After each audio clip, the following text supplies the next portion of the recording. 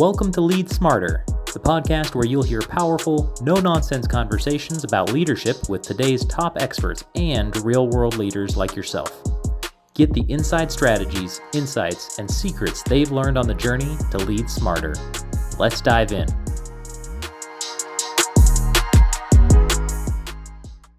Today's guest is Ben Mimmack, founder of Sulis Investment Capital, where he works closely with founders to acquire and grow lower middle market businesses.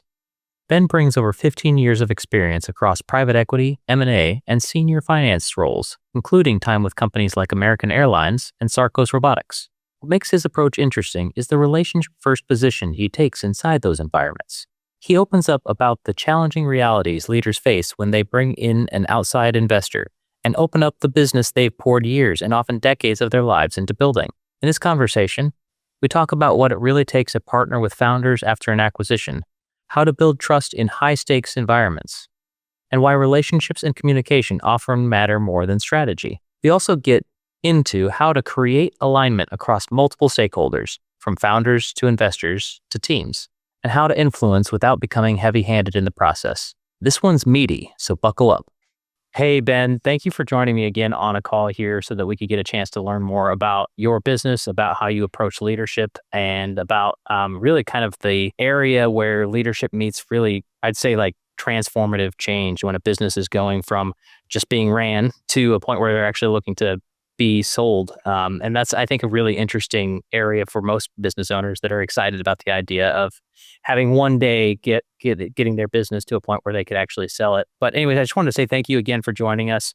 I'm really looking forward to talking to you. And right before this call, I fumbled around talking to you about your name. I would love for you to tell me, what is the name of your business? And can you tell me a little bit about how you came to that name?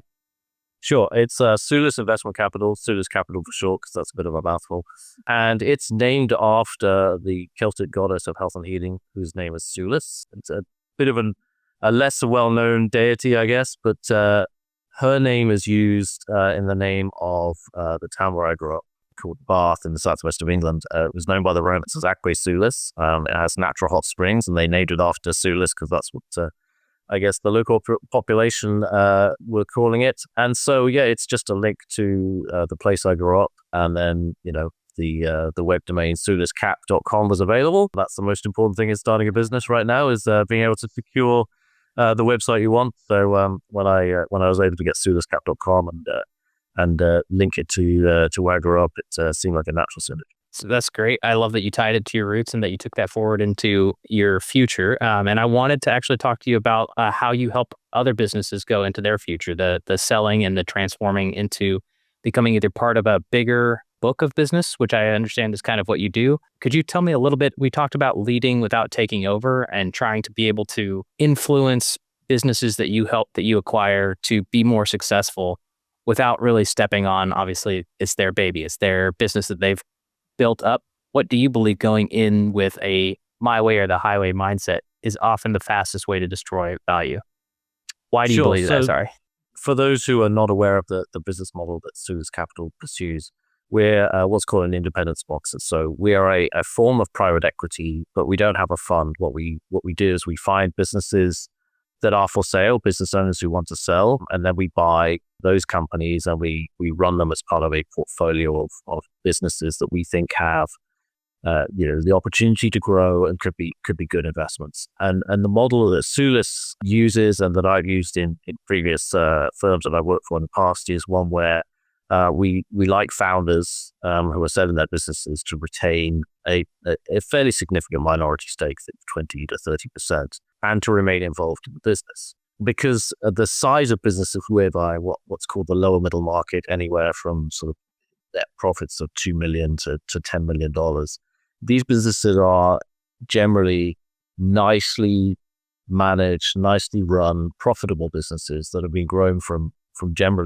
nothing by their founders. But they have a real opportunity to achieve significant growth. It's relatively easier to grow from $2 billion to $4 million in earnings than it is from $40 million to $80 million in earnings. And yet both of those are doubling in size of the business. So at the level that we buy, we see significant opportunity to achieve meaningful growth in those businesses. But by requiring or asking the founder to stay involved, you are asking someone to work with you under your management, essentially, when they've been a founder for often 20, 30 years, and run their own business, they've grown their own business. And now you're asking them to take on a boss who's probably going to have advice and recommendations and, things that they want to change, because, that's my job as a private equity executive, is to find ways to grow businesses.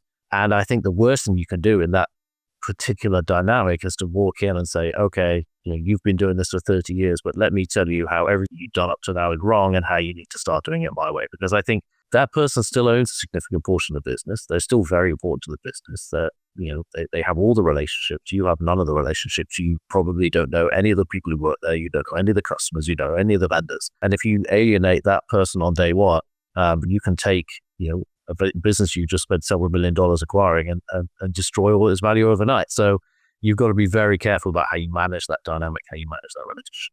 So the role you play is effectively almost like an empowered advisor. You're trying to carefully tread to not be heavy-handed, it sounds like, while Yes. trying to get effect. You're a leader of leaders, I guess is kind of a way to put it. You have it correct. I think I would love to be seen as an advisor, as a partner in all the businesses I work with. That being said, sometimes you do have to be the one who says, okay, this decision needs to be taken and I'm the one who needs to take it. So, if you are completely passive, if you just hand off all responsibility to the person who's been running the business and say, hey, go back and keep doing exactly what you were doing before. I'm just going to be here and send me a monthly report on what you're doing and that'll be great. Then you're not adding any value. There's no rationale for you having acquired that business. And one thing you're letting the owner down, the seller down. In many ways, he's partnered with you because he thinks you're going to be able to bring added value to the business. If you don't get involved and roll your sleeves up, you're not helping him out. And equally, if you don't take initiative, take decisions, you're not working the best interests of your limited partners who've invested alongside you to buy that company. I think what's interesting about what you're describing, for my sake and even in environments that I'm in, usually we're trying to figure out how to create an environment where our teams can be successful. As a leader, your job typically is to manage that environment, not to do the work exactly, but to create the environment where they can be successful. And it seems to be even more sensitive around more critical A players. You're trying to be more aware of what's going to cause them to be engaged. And in your situation, it's all the way to the top. So it sounds like you're basically exclusively dealing with the A players' highest stake impact to the business. In those environments, how do you create alignment with the founders who are really emotionally attached to the businesses they've built? It sounds a little trite, but a lot of it is building that relationship. I think trust is very important. If they think you have their best interests and the best interest of the company at heart, I think they will give you more rope than they would otherwise. If they think you're in there to destroy, relationships, often, they've been working with the same people for 20 years, and if they think you're going to go in and start firing people from underneath them, then you can destroy trust there. Even if that person needs to leave a business, if they're not a good fit in the business, you need to be able to manage that sensitively and get the founder to agree with the decision, rather than just going in and saying, okay, so-and-so is not good here and not good in this position. Maybe they need to leave the company. So building that trust, building that relationship, I think is fundamental. And I think one very good way of doing it is to prove that you can assist the founder, the seller, with improving their quality of life and the way they run the business. And I think a lot of times when I'm looking at a business, when Sulis is looking at a business, we've got a business in front of us where the CEO, the founder, has taken it as far as they can. They have grown this business. It's probably grown a little bit more than they ever thought it would. And they're now working 7 days a week and they're doing everything. They've never delegated, a thing in their life. They run the books, they do sales, they have people under them who are carrying out that direction, but they're micromanaging almost everything in the business. One of the best things I've found to go in is day one after you bought a business and say, okay, what do you like doing? Why did you start this business in the first place? What do you enjoy? 50% of the time it's, I I love sales. I love selling products. I love going to customers, finding new business. And then 50% of the time, I hate sales. I want nothing to do with it. I want to stay in my office and run the operations, and I want other people to do that.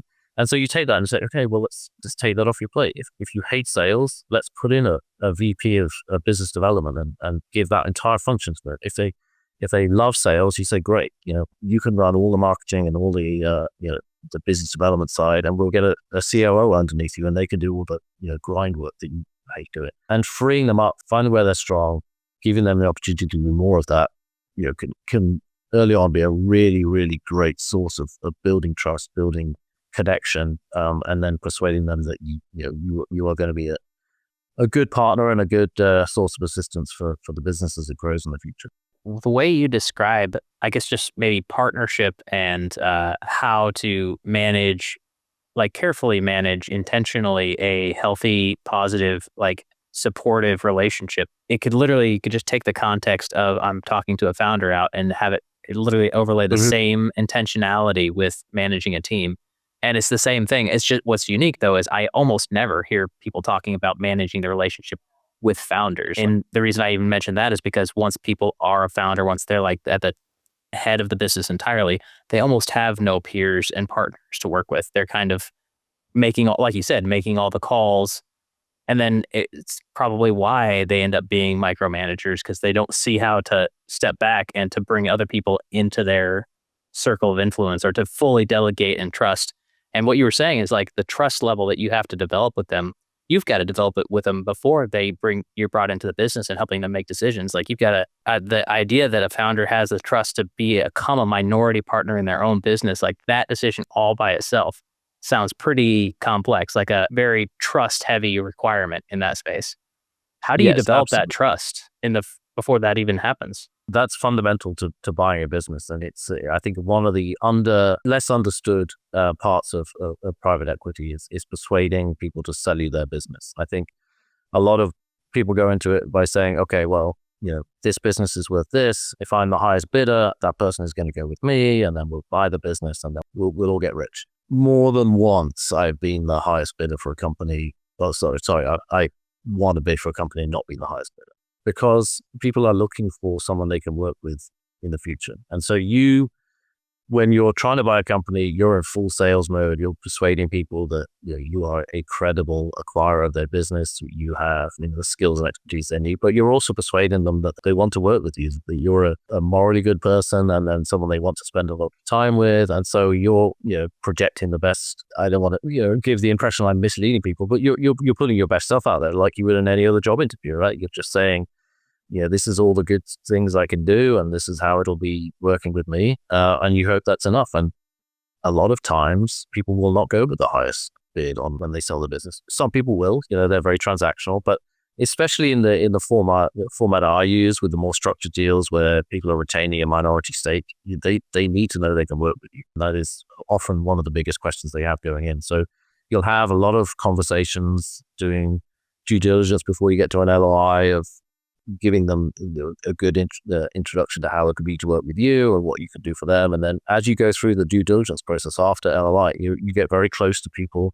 You spend a lot of time asking them questions about their business. You need to be able to do that in a way that doesn't come across as adversarial and too burdensome. By the end, you go through an M&A process. It can be a little fraught sometimes. There's always areas of contention. It's always an area of negotiation. Everyone's exhausted by the end of it.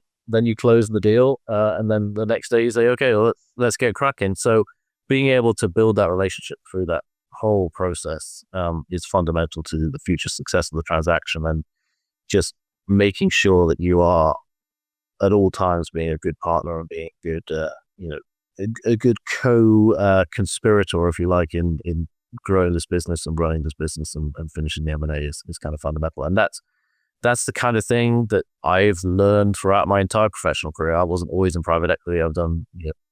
I've worked for big corporate companies. I worked for smaller startup businesses, and everything boils down to building relationships and trust and making sure people feel that you are the kind of person they want to work with. When you're in the space where you're in conversations or any, like, for example, I've been in spaces where I've interacted with private equity both to support their clients, or I'm sorry, their book of business, where I'm trying to support their individual businesses, as well as interacting in an M&A space. And just from other businesses I talk to, there's not always like a positive, warm, fuzzy feeling about private equity companies. And that was one of the reasons I was so excited to talk to you and hear about like how people oriented you were, because it just wasn't my experience tracking to any of my direct experience when dealing with private equity, that there was such a focus on like the people and the relationships.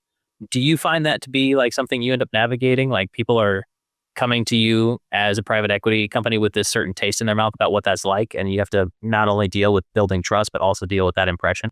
Yeah, absolutely. I think almost every time when you're trying to buy a company, even if you have an agreement with a founder or a seller, and you think you're about to proceed down the path of LOI and due diligence and getting it done, most of the time they'll come back to you and say, "Oh, my friend so and so, I was talking to him last night, and he said he knew someone who sold to private equity, and they didn't pay him what they said they would, or they retraded the deal at the end, and you can't trust them." And unfortunately, we operate in an industry that doesn't have the best reputation, and often there are people around who do not have the best interests of their sellers at heart, I would say. And so you do need to overcome that impression of the negativity.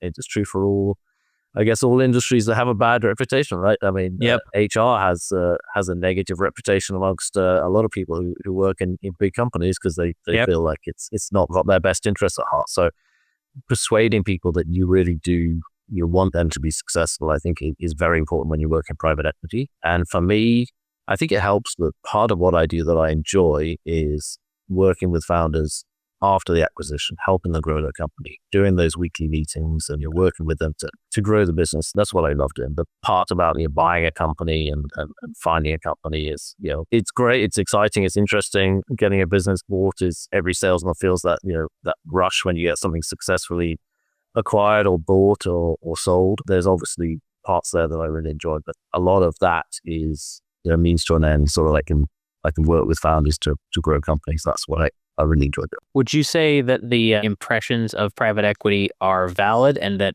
if that's the case, that kind of your focus on the relationships and the like continued investment in trust and partnership is kind of a differentiation for you, like what gives you a bit of an edge in that space? I think there's elements of truth in all stereotypes, right? And I think there are a lot Sure. of private equity firms out there that do have a very rigid playbook.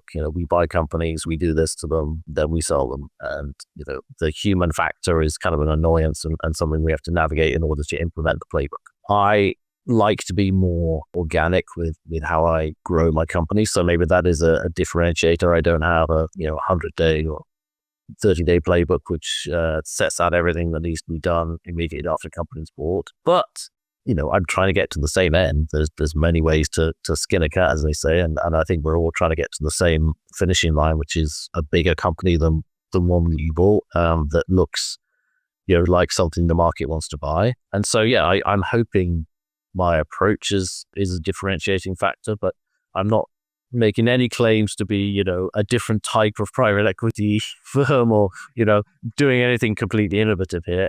Everyone does things in their own way. We all have the same desired endpoint. There's just different ways of doing it. And I'm hoping mine comes across as at least somewhat genuine and something that people want to engage.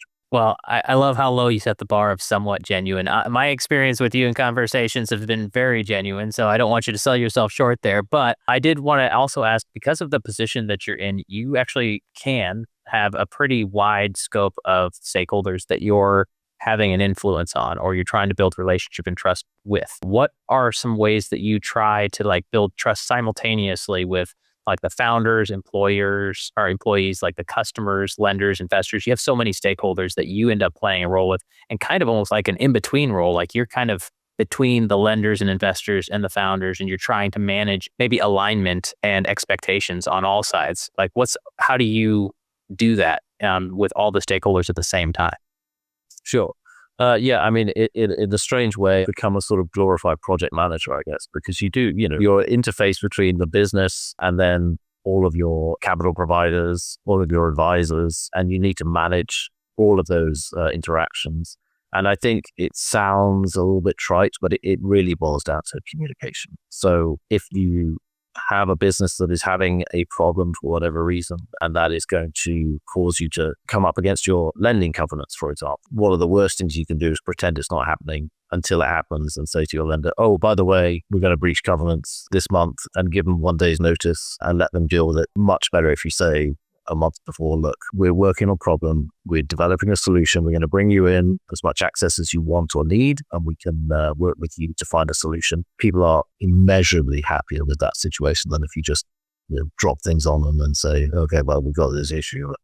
It's not looking great. And equally with your LPs, your equity investors, the last thing they want is to give you, for a lot of them, a fairly large sum of money and then have zero communication for 5 years. And then you come to them at the end of the 5 years and go, oh, by the way, that investment didn't go great. Here's a small bit of money back. Sorry, I couldn't have done better. Bringing them in, telling them what's going on, informing them of how the business is doing. Very, very positive for the continuing relationship with that limited partner. And also, these are successful people by and large who are investing with you. And often when you tell them what's going on, they'll have ideas, they'll have solutions that potentially you could try. Often, they're things you already know about, but that conversation might spur something in your mind to change propose a new solution. So just talking to people constantly about what's going on, positive or negative, equally, if things are great, people want to hear about that. They don't want you to just, say, oh, okay, I'm only going to come to you with bad news. But if you don't hear from me, assume it's good news. They want to know how their investment's performing. They want to know how their loan is performing. And then equally, on the company side, they have often no idea what is involved in selling to private equity. Often you buy a company and then you say, okay, so we have 2 lenders and we have equity investors and here's your new board and we need to do a quarterly board meeting, something they've probably never done before. We need to do monthly reporting to the lenders and the reports need to look like this and you need to include these factors and you can never say this and blah, blah, blah. And so telling them why that's what you need and telling them why that's important often will lead them to propose, good ideas and bring interesting information that you might not have thought of, because I might have 5 companies in my portfolio. I'm not involved in those in any way on a day-to-day basis, and so when I'm talking through the business with them, I don't know what I don't know. And so encouraging them to think about what information I can pass up the chain to my lenders and my LPs, they might come up with some really interesting ideas, some interesting information that my LPs, my equity providers might be interested in hearing about. So keeping that communication open, explaining why you're asking for things, explaining why things are the way they are, just builds trust and makes for a much, much better relationship around. You had mentioned that lots of times you're dealing with like a founder, you bought a company, they do a lot of the micromanaging. And what you just described to me almost sounded like you were talking about like a cultural standard that you would like to have in situations that you're in, like proactive communication and bringing people into the fold so that they have as much advanced understanding, transparency, and stake in the outcomes as possible, which kind of sounds like I would say that's great for any relationship. I don't know if that's great for any relationship. I assume it is because that's what I want. I don't know if there's a situation like you mentioned, there's maybe some investors you never say this. Maybe 100% transparency all the time isn't always good because you're trying to work through things and get through a process and not just throw off alarms while you're working through things. Well, no, I mean, look, I'm sort of giving you the sunshine and roses worldview of an investment, but there's always times when, for example, these are smaller companies. There's probably a member of the management team who is not very good at the job, who you would have put in that position, but they're not someone that you would necessarily want to fire because that's going to cause either institutional issues, or you just don't think you could find someone who could replace them and be that much of an improvement, and it's just going to be very disruptive. So sure, working around those limitations is an interesting challenge. Sometimes you'll say, to take a completely arbitrary example, if you've got a COO in the business, he's great at running crews, running certain administrative parts of the business, and his job title would kind of suggest that he's the number 2 in the company, but you would never put him in front of the board, or you'd never put him in front of the lenders because he would come across terribly. Or you would, if you're selling a business, he's the last person you put in a room with potential acquirers. He's a great director of operations, maybe not a good COO. Does what he does great. And so you're you've got to work around that. And what happens in a situation where he goes, I want to meet with buyers, and I think I have great ideas, and you're thinking, I know your ideas are horrible, and you come across really badly. Well, that's a situation where I'm not going to be open and honest with him. I'm not going to say to him, you are just a horrible face of this company, and I'm going to keep you in the back, and I'll probably lock the door on you when people come around. But managing his expectations and managing his needs and wants is just another challenge. Businesses always have quirks and tweaks and kinks that you kind of need to work around, and that's kind of one where perhaps open and honest communication is not the order of the day. Right.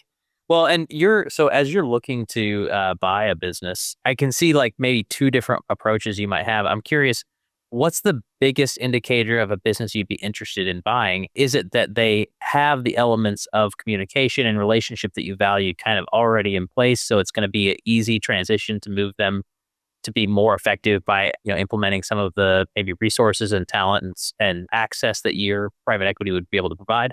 Or is it like, look, their numbers look generally pretty great. There's kind of good infrastructure there, but like the things that's missing is really the people part that you bring. And therefore you see the opportunity of you being able to help them in that space. But that also means obviously the challenge is that's missing, right? Like the people element becomes the pain point. Which is a space that you're like most interested in? I think any business where I can see an opportunity for me to improve, it doesn't have to be particularly one or the other. But the worst thing from my perspective is when you open up a book that a bank has put together about a business, and you look through and you can't see anything wrong with it. The earnings have consistently gone up 10 to 20% a year. They've got a really well built out management team. Everything looks absolutely fantastic. There's no customer concentration. There's no vendor concentration. And you just go through and go, this is the perfect business. Because it's going to be expensive. It's going to be one of those ones that everyone wants to buy. And so the bids are going to come in really expensive. And, sure, I don't want to buy a business like that, because then I would buy it and go, well, what do I do now? Keep going, guys. Keep doing it. That's right.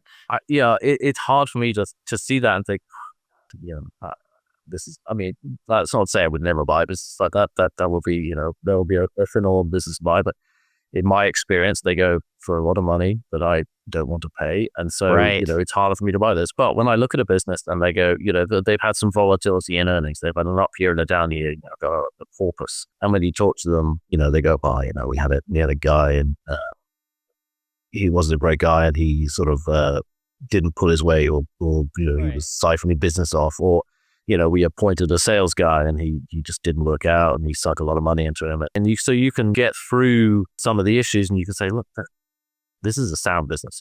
There's some stuff we need to change from, probably a personnel standpoint, and from a back office standpoint. Or if there's something they just are not doing, I've talked to businesses and you say, okay, what do you do from a marketing standpoint? And they go, oh, we don't do anything. We just wait for the phone to ring. Where you go, well, I think we could start maybe calling some people, Yeah. That phone goes two directions. We'll get some of those two-way phone lines, and we'll see how that works out. So if you can go through and you can identify the opportunities, I think that's when I get more excited, and that's when I can start thinking, this is where we have a real opportunity to drive some growth. But it doesn't have to be one thing or the other. As long as I think I can help add what's missing.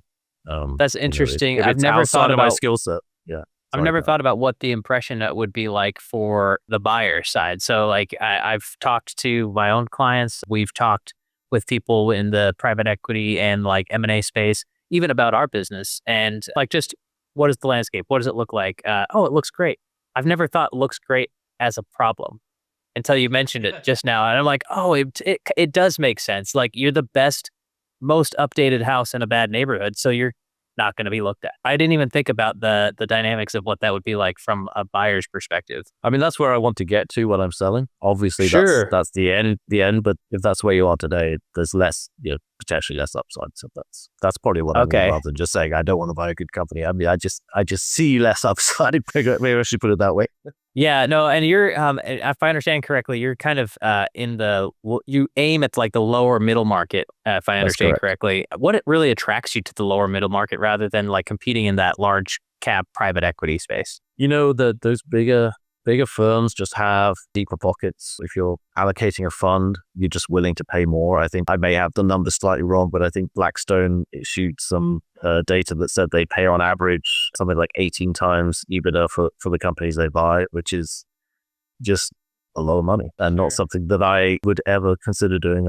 Obviously, some companies are worth a lot of money. I just, would rather buy companies in the lower middle market where valuations tend to be lower. The competition from the funds is much less. I mean, that's not to say we don't compete with funds, but to buy a company that might have an enterprise value of $10 to $15 million, if you've got a $300 million fund, you're going to have to buy a lot of companies. That valuation to allocate your entire fund, so that there's less competition from the funds. There's a lot of competition from search funds and independent sponsors like myself and individual acquirers. Entrepreneurship through acquisition is becoming more and more of a popular avenue. So there's still a lot of competition, but there's less competition from people who don't really care so much about how much they're paying. So that's one reason I like it. The other reason I like it is, as I sort of alluded to before, it's a lot easier to double the size of a company from 2 million EBITDA to 4 million EBITDA than it is from 20 to 40 or 40 to 80. So, these companies, that's not to say, it's a trivial task to do it.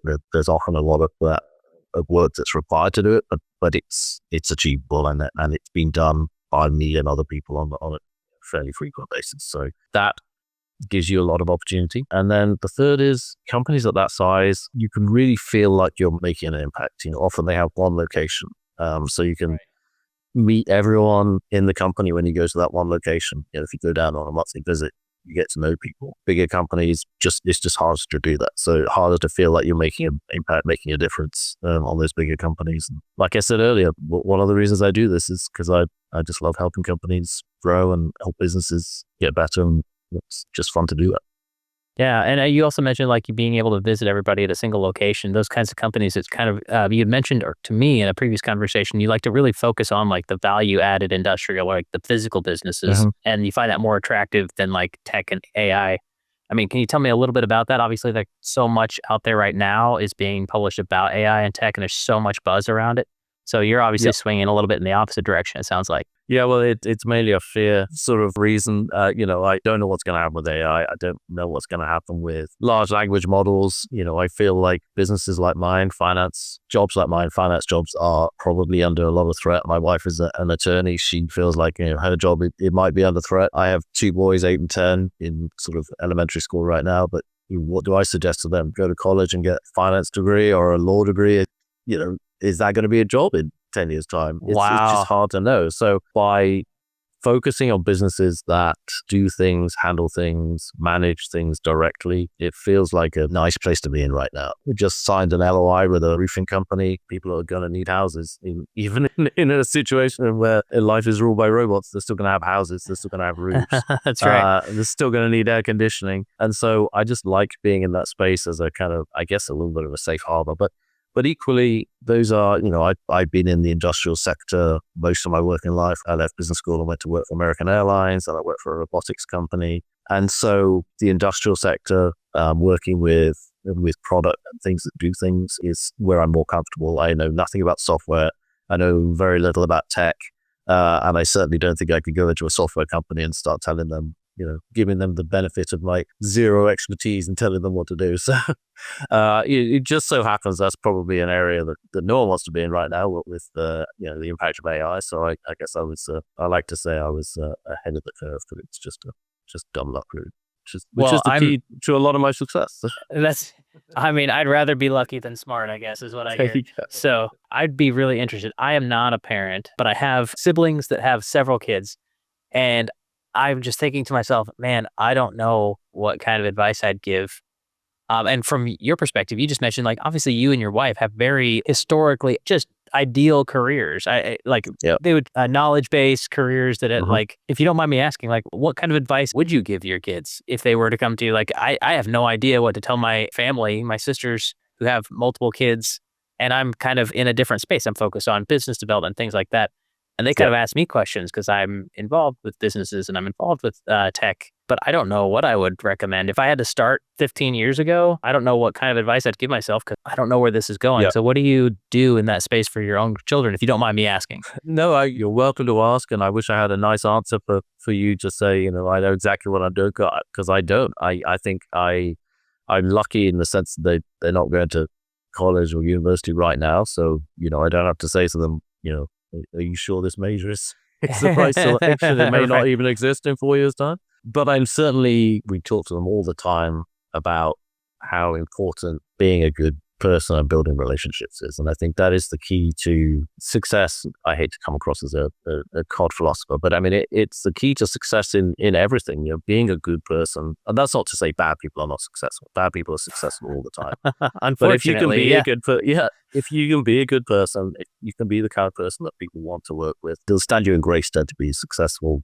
both in business and relationships. And so that's kind of what we focus on. It's just trying to build good humans, and then we'll see how it plays out. Now, I think the doomsayers are probably wrong. I think there's been many instances where people have said, "Oh, all jobs are going to go away through automation," from the Luddites in the 18th century through to the computer age in the 80s and 90s, and we still all have jobs, and apparently are still all working harder than we ever have before. So I'm sure it'll normalize out, and then every career will have its own nuances that involve AI, but they still require human interaction. And hopefully it calms down enough that my boys can have a good lead on what careers they want to do. But we'll see how it plays out. We're in an era of being disruption right now. This is off topic, but I realize we're talking about careers for your children when they get older.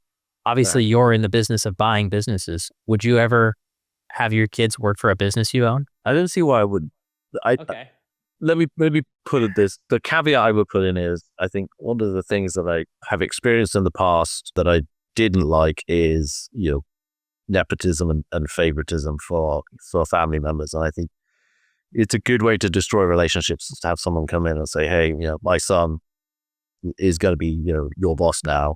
He knows nothing, Sure. and he's going to be, calling the shots. But hey, make sure you don't bring any criticism of him to me, but also make sure he's hugely successful." Obviously, that's the That's last right. thing I want to do. But equally, if I thought that they could contribute to a business and they were willing to be sensitive to the situation, I would absolutely, especially, if they were at college or whatever and they needed a summer job and they weren't doing an internship or something, and they could go and work in a warehouse somewhere, lugging heavy stuff around. That's what I did, before, during college and shortly after. And, not to come across as that things were better in my day, but, when you do those jobs that are hard work and physically demanding, it concentrates your mind a little bit on what kind of job you want to do long term. So I don't think there's any harm in that.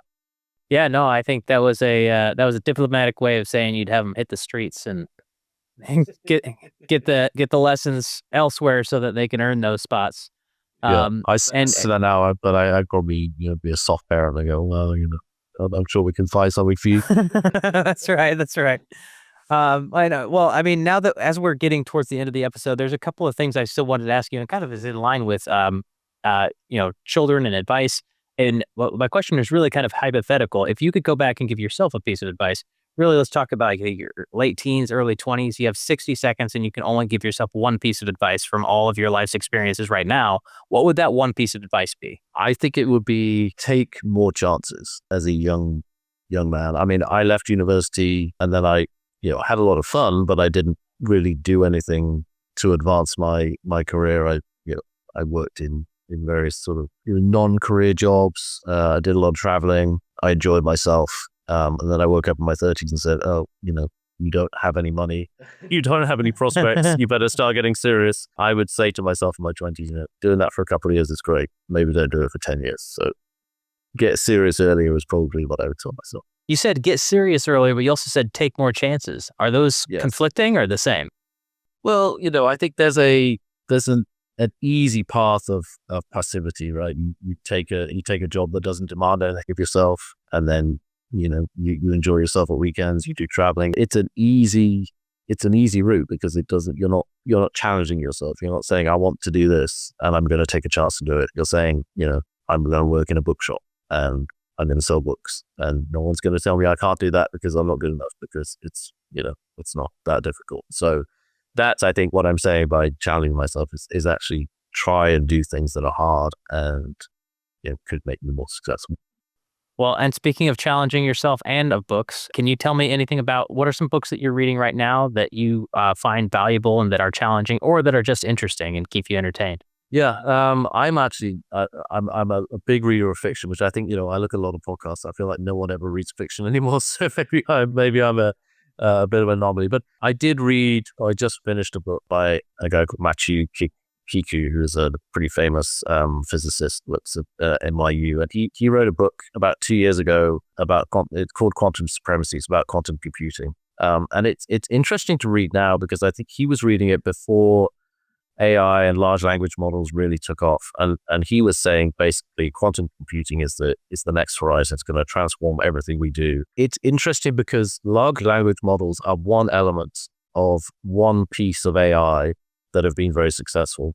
And when you look at what the potential for quantum computing is, it's magnitudes more, potentially more impactful than that. It could transform AI, do not just large language models, but machine learning and agentic AI. It could enable all of that. It could enable cold fusion. It could enable the theory of everything. It would just be such a transformative development in our society and our culture if we could have true quantum computing. But it's kind of interesting to think about, how excited people are today about large language models and just say, okay, well, how about we do that and we increase it 100-fold and see what happens to society and culture after that. And it's both exciting and scary at the same time. So, if you want to be terrified, read Quantum Supremacy and think about what impact that will have.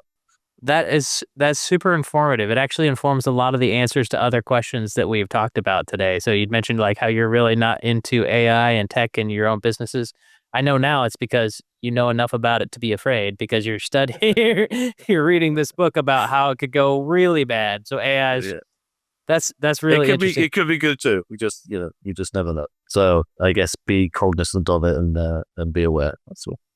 And look forward to what we will be seeing from quantum computing in the future is what I'm hearing. I guess so. Yeah. Yeah. But well, anyways, thank you, Ben. Thank you so much for your time today, for all the answers that you gave, and for giving us the ability to learn a little bit more about you and about how to be a good person in a private equity business relationship where leadership is having to figure out how to play nice with each other. And this has really been informative. I really appreciate your time today, Ben. Thanks, David. Really enjoyed it too. Thanks.